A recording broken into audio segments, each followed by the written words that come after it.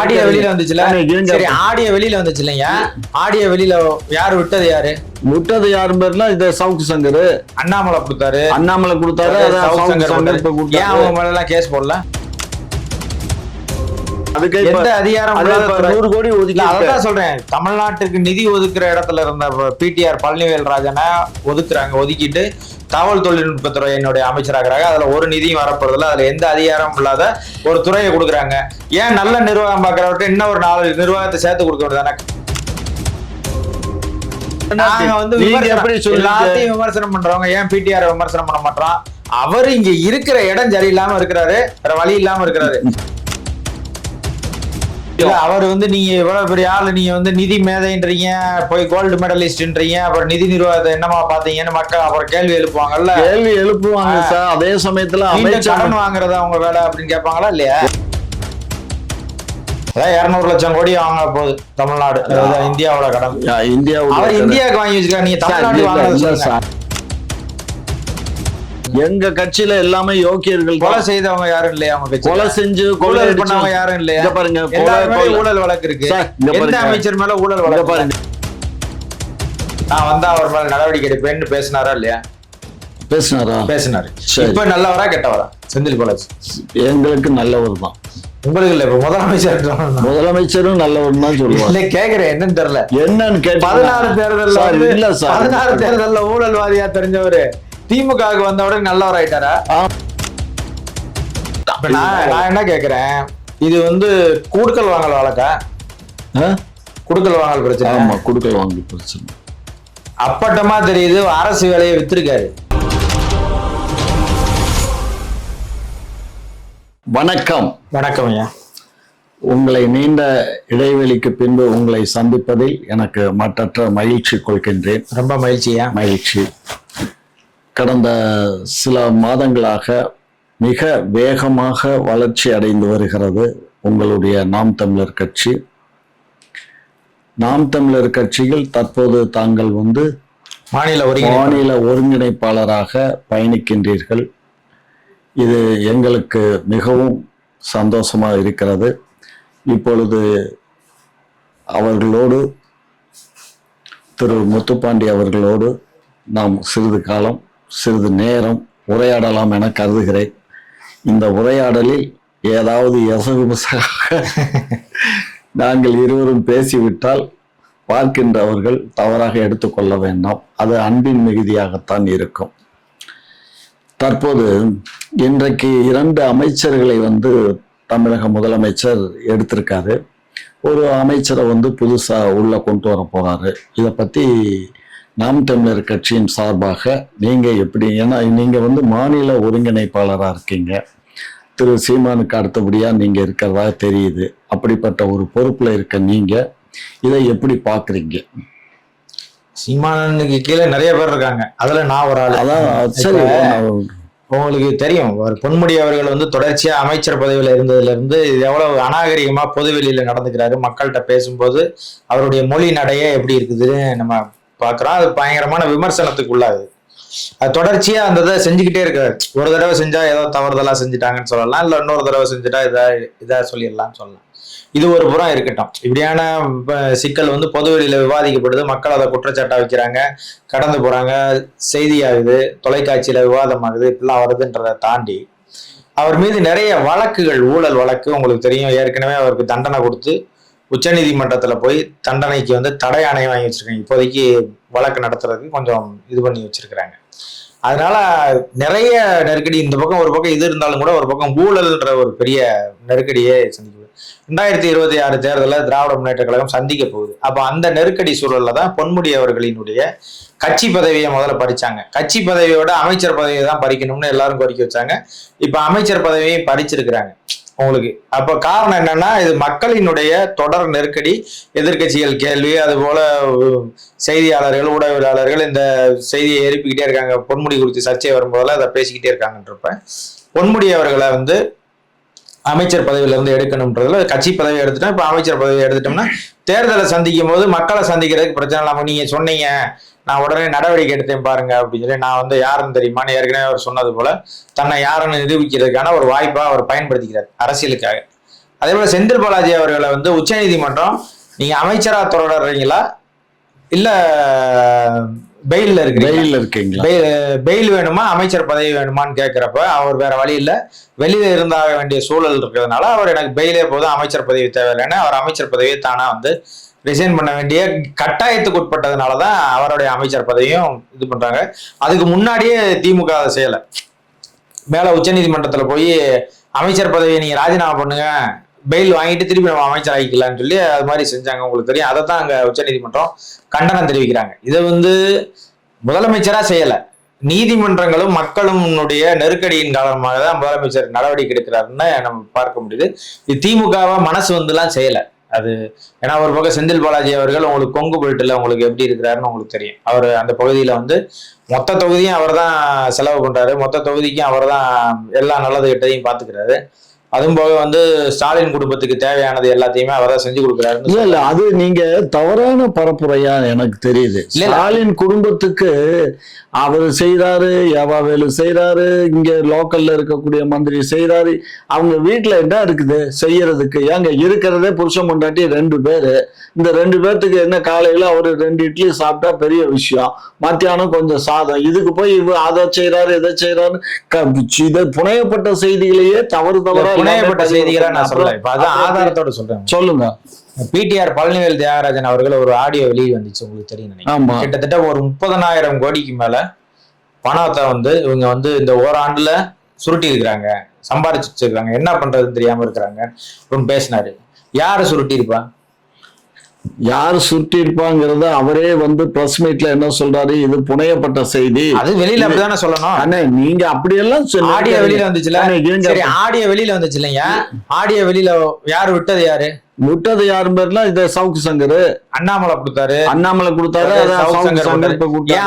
Case போடல. எதுக்காக போடணும்? இப்படியே ஒவ்வொருத்தரும் பொய் தானே சொல்றாங்க. பொய்ன்னு நான் என்ன சொல்ல வரேன்னா, மத்ததுக்கெல்லாம் கேஸ் போடுறீங்க, அப்புறம் அதுக்கு பொய்ன்னு ஒரு வழக்கு பொய்ன்னு ஒரு வழக்கு போடுறதுக்கு அவரு 3 முறை வந்து யார் சொன்னதாக ஒளிபரப்பாச்சோ அவரே உட்காந்து பிரஸ் மீட் கொடுக்குறாரு. யாரு? என்னைக்காவது ஒரு தப்பு செஞ்சவர் நான் தான் தப்பு செஞ்சேன்னு யாராவது ஒத்துக்கிட்டுருவாங்களா? கண்ணா இது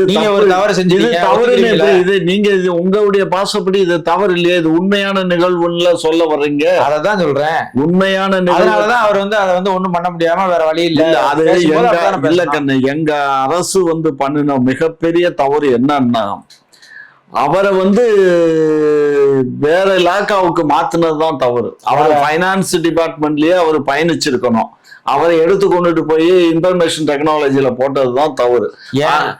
அது வந்து அந்த நேரத்துல வந்து இன்ஃபர்மேஷன் டெக்னாலஜியை டெவலப் பண்ணணும், உலக அளவுல அதை எடுத்துட்டு போகணும் அப்படிங்கிற எண்ணத்துல அதுக்கு ஒரு நிதியும் இல்லைன்னு அவரே சட்டமன்றம் அது இப்பதானே சொல்றாரு, நிதி இல்லைன்னு. சொல்றாரு கண்ணு ட்ரைனிங் ப்ரோக்ராமே அவர் தான் கண்ணு. ட்ரைனிங் கொடுக்கறதே இதுக்கு ட்ரைனிங்கே அவருக்கு தான். இப்ப ட்ரைனிங் கொடுக்கறதுக்கு நாங்க அதுக்கு பணம் ஒதுக்கி இருக்கோம்.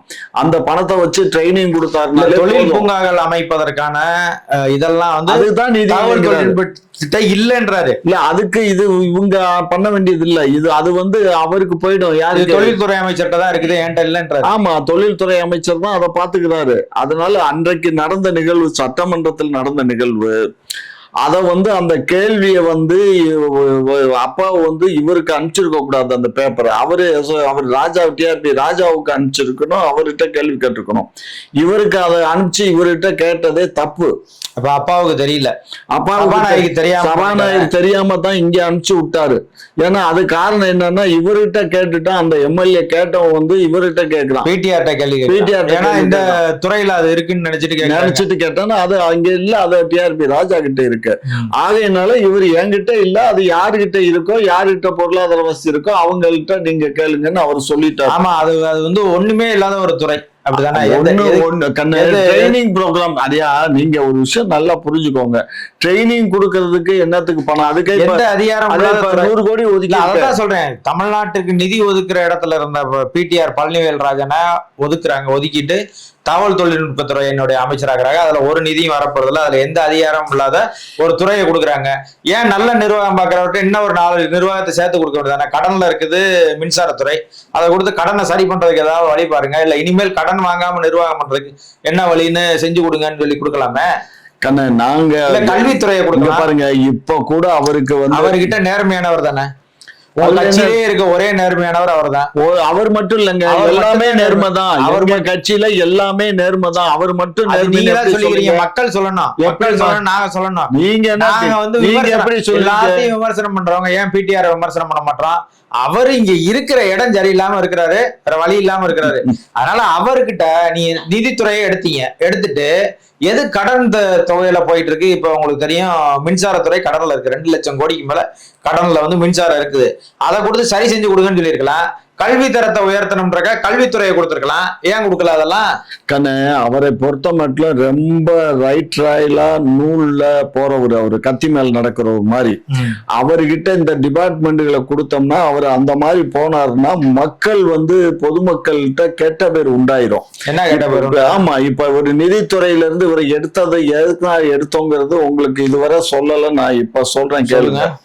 ஒவ்வொரு அமைச்சர் பெருமக்களும் இவர்கிட்ட நிதி கேட்கும் போது, நிதி எல்லாம் என்கிட்ட கொடுக்கறதுக்கு இப்ப நிதி இல்ல, நீங்க விலாவாரியா எனக்கு என்ன எதுக்காக நிதி கேட்கறீங்க என்னங்கிறதெல்லாம் வந்து விலாவாரியா எழுதுங்க, நான் அதுக்கப்புறம் அதை பாக்குறேன், சிஎம்க்கு அனுப்புறேன், சிஎம் ஒப்புதல் வாங்கி அதுக்கப்புறம் நான் உங்களுக்கு ஒதுக்கீடு பண்றேன். சரி, அதுதான் சரி. ஆனா அதை சொல்ற விதம்னு ஒண்ணு இருக்குல்ல, அதாவது ஒரு கருடா சௌக்கியமாங்கிற இடத்துல உக்காந்துக்கிட்டு இவரை உத்தரவு போடுற மாதிரி பேசும்போது நீங்களே உங்களுக்கே தெரியும். அவர் வந்து நீங்க இவ்வளவு பெரிய ஆளு, நீங்க வந்து நிதி மேதைன்றீங்க, போய் கோல்டு மெடலிஸ்ட்ன்றீங்க, அப்புறம் நிதி நிர்வாகத்தை என்னமா பாத்தீங்கன்னு மக்கள் அப்புறம் கேள்வி எழுப்புவாங்கல்ல. கேள்வி எழுப்புவாங்க சார். அதே சமயத்துல கடன் வாங்குறதா அவங்க வேலை அப்படின்னு கேட்பாங்களா இல்லையா? கேட்பாங்க. ஆனா அதே சமயத்துல வந்து பொதுமக்கள் தான் நமக்கு எஜமானர்கள். அந்த பொதுமக்களுடைய காரியங்களை வேலைகளை செய்யறதுக்கு அமைச்சர், அந்த துறையினுடைய அமைச்சர் கேட்டாக்க அவங்க கடன் வாங்கி கொடுக்க முடியாதுல்ல, நிர்வாகத்துல இருக்கிறாங்க. இப்ப நீங்களே வந்து வரியை வசூல் பண்றோம், நீங்களே வரிக்குள்ளதானே நீ நிர்வாகத்தை செய்யணும். அந்த அது மாதிரி பண்றதுக்கு இயலாது. இப்ப நீங்க இது எங்களை வந்து இப்ப இவ்வளவுதான் பேசுறீங்க. சரி, அப்படி பாருங்க. அப்ப போன முறை வந்து எடப்பாடி ஆட்சியில இருக்கும்போது உங்களை மாதிரி வருஷத்துக்கு 1 லட்சம் கோடிக்கு மேல கடை வாங்கலையே திமுக. இங்க பாருங்க, இப்ப எவ்வளவு வாங்கி வச்சிருக்கீங்க பாருங்க. கிட்டத்தட்ட 5 லட்சம் கோடி கடன் வாங்கி வச்சிருக்கீங்க. இல்ல 4 லட்சம் கோடி வாங்கி இருக்கோம். அதுல கிட்டத்தட்ட ஒரு 1.25 லட்சம் கோடி வட்டி கட்டி இருக்கோம். நாங்க வட்டி கட்டினது போக பார்த்தா 3,40,000 கோடி தான் நாங்க வாங்கியிருக்கோம். நாங்க 5 லட்சம் கோடி இப்ப 10 லட்சம் கோடி நெருங்க போதே. அறிவிச்சிருக்கிறாரு 1.16 லட்சம் கோடி நம்ம அதெல்லாம் அந்த வட்டி எல்லாம் சேர்த்து தான், வட்டி எல்லாம் கட்டிட்டு இருக்கோம்ல, அந்த வட்டி சேர்த்து தான் அந்த அமௌண்ட் வருது. எங்களை மட்டும் இவ்வளவு வாய்கிலேயே எல்லாருமே பேசுறாங்க, நீங்களும் சொல்றீங்க. ஆனா ஒரு விஷயம் நீங்க உண்மையதானே பேசுறோம், உண்மையதான் பேசுறீங்க. இந்த நாடு சுதந்திரம் அடைஞ்சு எத்தனை ஆண்டுகள் ஆச்சு? 75 வருஷத்தை நெருங்கிருச்சு. 65 ஆண்டு காலம் இந்த தமிழகத்தை ஆண்டுகிட்டு இருந்த, இந்தியாவை ஆண்டுகிட்டு இருந்த காங்கிரஸ் ஆட்சி மொத்தமே 50 லட்சம் கோடி கடன் வச்சிருந்தது. 65 ஆண்டுகள் ஆண்டுகிட்டு இருந்த காங்கிரஸ் கட்சி வெறும் 50 லட்சம் கோடி தான் கடன் வச்சிருந்தது. இன்க்ளூடிங் வாஜ்பாய் அரசு இருந்தது, மற்ற அமைச்சர்கள்லாம் அந்த இடத்துல இருந்த பீரியட் எல்லாம் சேர்த்து மொத்தமே அவ்வளவுதான். மோடிஜி அவர்கள் ஆட்சிக்கு வந்ததுக்கு அப்புறம் அவர் 14 ஆட்சிக்கு வந்தாரா, இப்ப வள்ளியும் இப்பன்னா, அதாவது அந்த 10 ஆண்டு காலம் முடிவுல 1,72,172,70,000 கோடி வந்து லட்சம் கோடி ஊழல்ல கடன். 200 லட்சம் கோடி வாங்க போகுது தமிழ்நாடு, இந்தியாவோட கடன். இந்தியாவுக்கு வாங்கி வச்சிருக்காங்க. நீங்க தமிழ்நாடு சார், நான் என்ன சொல்றேன், 65 வருஷத்துல வந்து வெறும் 50 கோடி. இவர் வந்து 10 ஆண்டு காலத்துல 132 கோடி வாங்கியிருக்காரு. 132 லட்சம் கோடி வாங்கியிருக்காரு 10 ஆண்டு. யாரு இல்லைன்னா வாங்கியிருக்கிறாரு தான். அவர் நிர்வாகம் சரியில்லாதால் தான் நம்ம தான் எல்லாரும் விமர்சனம் பண்றோம், நாங்க விமர்சனம் வைக்கிறோம். நீங்க 132 கோடியா சார்? 132 லட்சம் கோடி. லட்சம் கோடி. சரி, அவர் இந்தியா முழுமைக்கு வாங்கி வச்சிருக்கிறாரு. நீங்க ஏன் 5 லட்சம் கோடி வாங்கினீங்கன்னா நீங்க மோடி கிட்ட போறீங்க. ஏங்க, நாங்க நமக்கு ஒன்றிய அரசு நமக்கு தர வேண்டிய நிதியை சரியா கொடுக்கறது இல்ல. நீட்டி முழங்கி பைனான்ஸ் மினிஸ்டர் மேடம் வந்து அவங்க சொல்றாங்க, நான் அதுக்கு கொடுத்தோம் இதுக்கு கொடுத்தோம். எடப்பாடிக்கு தான் கொடுக்கல, எடப்பாடிக்கு தான் கொடுக்கல. எடப்பாடிக்கு கொடுத்தாங்களா? கஜா புயல் கேட்கறதெல்லாம் கொடுத்தாங்களா? கஜா புயல போய் எடப்பாடி கொடுத்தாங்க. எடப்பாடிக்கு எவ்வளவு கொடுத்தாங்க? அவர் கேட்டது எவ்வளவு? அவர் 30,000 கோடி கேட்டாரு. அவங்க கொடுத்தது எவ்வளவு கொடுத்தாங்க? 500 கோடி என்னமோ கொடுத்தாங்க. 5000 கோடி என்னமோ கொடுத்தாங்க. 30,000 கோடி கேட்டாரு. 30,000 கோடி எங்க இருக்குது? சார் ஆனா நமக்கு ஒரு பைசா கூட கொடுக்கலையா சார்? 2 ஆண்டு காலமா நமக்கு வெள்ளம் வந்துச்சு. 2 ஆண்டுல ஒரு பைசா கூட கொடுக்கல. நீங்க தான் நெருக்கடி கொடுக்கணும். 39 MP நீங்க தான் ஜெயிச்சு வச்சிருக்கீங்க கூட்டணி கட்சி. அதெல்லாம் கேட்டா கண்ணே, அவங்க எப்பயுமே வடக்கன்ஸ் ரொம்ப நம்மள மதிக்கிறதே இல்ல. தமிழர்களை என்றைக்கும் அவன் மதிக்கிறதே இல்லை. அதுல காரணம் இன்னொன்னு என்னன்னா, இங்கே நம்ம நாட்டுக்குள்ள ஒரு ஒன்றிய அரசோட ஃபைட் பண்ணையில எல்லாரும் ஒத்துழைப்போட இருந்தா நல்லா இருக்கும். நமக்கு இங்கதான் கட்சி இருக்க. நம்ம கட்சி திமுகவோட சேர்ந்து செய்ய முடியாது. ஏன்னா திமுக எப்ப வேணாலும் காலில் விழுகும். ஒன்றிய அரசு கூட திமுக எப்ப வேணாலும் காலில் விழுகும். அவங்கள நம்பி எப்படி போய் ஃபைட் பண்றது? நாங்க ஃபைட் பண்ணிட்டு தான் இருக்கிறோம். ஆனா நீங்க அரசுல இருக்கீங்க, அதிகாரத்துல இருக்கிறீங்க, நீங்க நின்னு சண்டை போடுவீங்க. எல்லாரும் சேர்ந்து வாங்க, திட்டுங்க, எல்லாரும் சேர்ந்து சொல்றது. உங்க ஒருங்கிணைப்பாளர் சொல்ற மாதிரி நாங்க வரி கொடுக்க மாட்டோம்னு எல்லாம் சொல்ல இயலாது. வரி கொடுக்க மாட்டோம்னு இயக்கம் நடத்துனாங்களா இல்லையா? இயக்கம் நடத்தணும். என்ன ஆகும் இப்ப? ஏன் என்ன ஆகும்? என்ன ஆக போகுது? ஒன்னும் பண்ண முடியாது கண்ணா. ஒன்றிய அரசுக்கு அதிகாரம் எங்களுடைய கோரிக்கைகளை நிறைவேற்றுங்க, அப்புறம் வரி எழுங்கன்னு சொல்றது என்ன இருக்கு? அது சொல்லலாம், வாயில தான் சொல்ல முடியும். வரி கொடுக்காம நிப்பாட்ட இயலாது. இல்ல ஏன் முடியாதுன்னு? ஏன் முடியாதுன்னா அவன் உடனே ராணுவத்தை கொண்டு வந்து ஆட்சியை கலைச்சிருவான். அவ்வளவுதான். கலைச்சா திருப்பி தேர்தல் வரும், மக்கள்கிட்ட பரப்புரை. அது ஒரு வருஷம் போயிடும். உங்களுக்கு நீங்க ஒரு விஷயம் புரிஞ்சுக்கோங்க. ஒன்றிய அரசை பொறுத்த மட்டும், அதுல மோடி அரசை பொறுத்த மட்டும் அவங்க ஆட்சி பண்றாங்களா ரவுடிசம் பண்றாங்களாங்கிறத உங்களை போன்ற ஆண்டுகளுக்கு கண்டிப்பா தெரியும். அவங்க உண்மையான ஆட்சி கிடையாது. அமித்ஷாங்கிற ஒரு ரவுடியை வச்சுக்கிட்டு தான் இன்னைக்கு த்ரூஅவுட் இந்தியாவையே ரவுடிசம் பண்ணிட்டு இருக்காங்க. ஒவ்வொரு அமைச்சரை போய் ரவுடி. ஆமா ஆமா. அவர் என்ன பண்ணல சொல்லுங்க? என்ன பண்ணல? அவர் மீது கொலைகேஸ் இருந்தது. அந்த கொலைகேஸ்ல பல்வேறு வழக்குகள் நடந்து கடைசியில உச்ச நீதிமன்றம் வந்துச்சு. உச்ச நீதிமன்றத்துல யாரு அவருக்கு விடுதலை கொடுத்தாரோ அவருக்கு நீ கவர்னர் போஸ்ட் கொடுக்குற. அப்ப என்ன உங்க தகுதி இருக்கு சொல்லுங்க? தகுதி என்ன சார் இருக்கு? இல்ல அது அவங்க கட்சிங்க, அவங்க கட்சி சார். அவங்க யாருக்கு வேணா கொடுப்பாங்க. இப்ப உங்க கட்சியில இருக்கிறவங்க யாரெல்லாம் பூரா மனித பாருங்க. அப்படி இல்ல. இப்போ உங்க கட்சியில ரவுடி எல்லாம் யாருமே இல்ல. இருங்க சார். இந்த கவர்னர் இருக்காங்களா இல்லையா சொல்லுங்க? எங்க கட்சியில எல்லாமே யோக்கியர்கள். கொலை செய்தவங்க யாரும் இல்லையா உங்க கட்சி? கொலை செஞ்சு கொலை பண்ணவங்க யாரும் இல்லையா? பாருங்க, ஊழல் வழக்கு இருக்கு. எந்த அமைச்சர் மேல ஊழல் வழக்கு? பாருங்க, கொலை கொள்ள எந்த அமைச்சர் மேல ஊழல் வழக்கு இல்லைன்னு சொல்லுங்க. ஊழல் வழக்கு எல்லாமே யார் போடுறா? எதிர்கட்சிகள் போடுற வழக்கு தான் அது. ஆளுங்கட்சி எந்த ஆள் மேல ஊழல் நீங்க நிரூபிச்சீங்க? நாங்க இப்ப பாருங்க, லஞ்ச ஒழிப்புத்துறை போய் இப்ப 2 பேர் மேலயும் அவங்க தானே சொத்து குவிப்பு வழக்குல, பொன்முடி வழக்குலையும் ஜட்ஜ்மெண்ட் ஆச்சு. இவர் வழக்குலையும் போய் நம்ம இன்னைக்கு பெரியசாமி வழக்குல கீழமை நீதிமன்றம் ரத்து செய்து ஹைகோர்ட் தண்டனை உறுதி செய்து. பாருங்க, மொத்தம் 7 அமைச்சர்கள், 2 அமைச்சர்கள் போக மீது 5 அமைச்சர்கள். இந்த 5 அமைச்சர்கள் மீதும் போடப்பட்ட வழக்கு எல்லாம் மாவட்ட செந்தில் பாலாஜி மேல யார் போட்டா? நீங்க தானே போட்டீங்க. நாங்க தான் போட்டோம். நீங்க போட்டீங்க. அந்த கேஸ் தான் நடக்குது. அப்புறம் அதுக்கு காப்பாத்துறதுக்கு கையாமையான்னு மத்திய அரசை கை காட்டுறீங்க. அதாவது என்ன ஒரு விஷயம் தான், நாங்க நீங்க ஒருத்தரை எதிர்க்கு அதிமுக இருக்கும்போது ஊழல்வாதின்றீங்க. உங்க கட்சிக்கு வந்துட்டா நல்லவர்னு சொல்றீங்க. இல்லங்க, அந்த ஆள் பண்ண ஒரு பெரிய ஊழல்வாதியா இல்லையா? ஊழல்வாதின்னு சொல்ல இயலாதுங்க. கரூர்ல செந்தில் பாலாஜி வேட்பாளரா நிக்கும் போது எதிர்த்து பரப்புரை செஞ்சது இதே முதலமைச்சர் சொன்னாரு. ஊழல்வாதி செந்தில் பாலாஜியை நீங்கள் தோக்கடிக்காம விடக்கூடாது, அவரை தோக்கடிக்கணும், நான் அவர் மேல நடவடிக்கை எடுப்பேன்னு பேசினாரா இல்லையா? பேசினாரு. இப்ப நல்லவரா கெட்டவரா செந்தில் பாலாஜி? எங்களுக்கு நல்லவர் தான். உங்களுக்கு இல்ல, இப்ப முதலமைச்சரும் நல்லவர் தான் சொல்லுவாங்க. கேக்குறேன் என்னன்னு தெரியல. என்னன்னு கேட்டு 16 தேர்தல்ல ஊழல்வாதியா தெரிஞ்சவரு திமுகவுக்கு வந்தவுடனே நல்லவராயிட்டாரா? ஆமா, நாங்க கண்ணாடியை தொடச்சு போட்டு பார்த்தோம், நல்லவரா தெரியும். அதான் எப்படின்னு கேக்குறேன். அதான் 16ல தெரியல முதலமைச்சர். இல்ல கண்ணு, அவரு 16ல முதலமைச்சருக்கு தெரியாம பேசிட்டாரா? ஊழல் ஊழல் பண்ணி டிரைவர் கண்டக்டர் வேலைக்கு பணம் வாங்கினதாகத்தான் குற்றச்சாட்டு. அந்த குற்றச்சாட்டுடைய அடிப்படையில தான் நாங்க அதை சொன்னோம். வாங்கினாரா இல்லையா? வாங்கல, அவர் வாங்கல, அவருடைய பிஏ வாங்கியிருக்கோம். அது எங்களுக்கு தெரியாம போயிடுச்சு. அப்புறம் பிஏ பிடிக்காம இவரையும் பிடிக்கிறாங்க. அதைத்தான் நாங்க, இவர் ஏன் செட்டில்மெண்ட் பேசுறாரு? அதுதான் இவர் முதலமைச்சரை ஒரு தடவை சொல்ல சொல்லுங்க. நான் நான் தெரியாம பேசிட்டேன், செந்தில் பாலாஜி மேல எந்த குற்றச்சாட்டும் இல்லைன்னு ஒரு தடவை இங்க சொல்லுங்க. பாருங்க, செந்தில் பாலாஜி பேர்ல நாங்க வழக்கு தொடுத்துட்டோம். வழக்கு தொடுத்த உடனே எங்க கட்சிக்கு நீங்க வரதா இருந்தா அதெல்லாம் செட்டில் பண்ணிட்டு வாங்கன்னு சொல்லிவிட்டோம். அதை சொன்ன உடனே அவர் என்ன பண்ணிவிட்டாரு, அது சரி நம்ம பிஏ வாங்கினாலும் தப்பு நம்ம பேர்ல தான், நம்ம இன்டர்நெட்ல தான் டீல் ஆயிருக்கு, அதனால நமக்கு தான் கெட்ட பேருன்னு சொல்லி இவர் பணத்தை திருப்பி கொடுத்தாரு. இப்ப என்ன அமலாக்கத்துறை என்ன புடிச்சுக்கிட்டான்னா, நீ பணத்தை வாங்க போய் தானே திருப்பி கொடுத்துருக்கன்னு சொல்லி புடிச்சுக்கிட்டான். இப்ப நான் என்ன கேக்குறேன், இது கூடுக்கல் வாங்கல் வழக்கா? குடுக்கல் வாங்கல் பிரச்சனை. ஆமா, குடுக்கல் வாங்கல் பிரச்சனை. அப்பட்டமா தெரியுது, அரசு வேலையை வித்திருக்காரு. ஒன்னா நம்பர் அயோக்கியத்தனாது. அப்படியா? ஆமா. அப்புறம் அரசு வேலைக்கு வாங்கி தரேன்னு சொல்லி காசு வாங்கினா அதுக்கு பேர் அது அவன் பிஏ தானே வாங்கியிருக்கான். அவனே என்ன சொல்றான், நான் இவர்கிட்ட பணம் கொடுக்கல, நான் அவருடைய பிஏட்ட தான். யார் சொல்லி கொடுத்துருப்பான்? பிஏட்ட அவனா கொடுத்துருவானா? அப்படிதான் சொல்றானுங்க. அப்படி நீங்க வெளியில நீங்க சொல்லிக்கிடுவீங்க.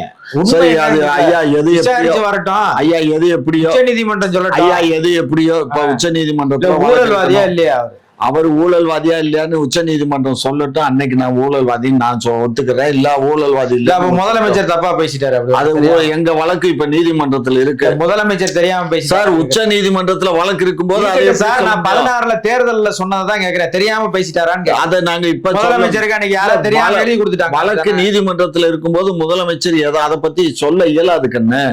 வழக்கு இருக்குல்ல, அப்பதான் வழக்கு நடந்துகிட்டு இருந்துச்சு. அது கீழ்மன்றம் கண்ணு, மாவட்ட கோர்ட்ல இருக்கிறது. உச்ச நீதிமன்றம், கீழமை நீதிமன்றமா இருந்தாலும் சரி, உச்ச நீதிமன்றமா இருந்தாலும் சரி, இந்தியாவினுடைய அரசியலமைப்பு சட்டம் ஒண்ணுதான். இங்க என்ன தீர்ப்புகளை பார்த்து, இங்க என்ன சட்ட புத்தகத்தை பார்த்து வாதிடுறாங்களோ அதே வழக்கறிஞர்கள் தான், அதே சட்டத்தை படித்தவர்கள் நீதிபதியாகவும் இருக்கிறாங்க, வழக்கறிஞர்களாகவும் இருக்கிறாங்க. இவங்கதான் உச்ச நீதிமன்றம் வரைக்கும் ஒரே நீதி தான் பின்பற்றப்படுதே தவிர, இங்கே நீதிமன்றத்துல இருக்கும்போது பேசிக்கலாம், உச்ச நீதிமன்றத்துல பேசக்கூடாதெல்லாம் ஒண்ணும் கிடையாது. முதலமைச்சர் தெரிஞ்சு பேசினாரா, தெரியாம பேசிட்டாரா? அது எனக்கு தெரியாது. முதலமைச்சர் கேட்டு சொல்றேன். சரி, ரைட், கேட்டு சொல்லுங்க.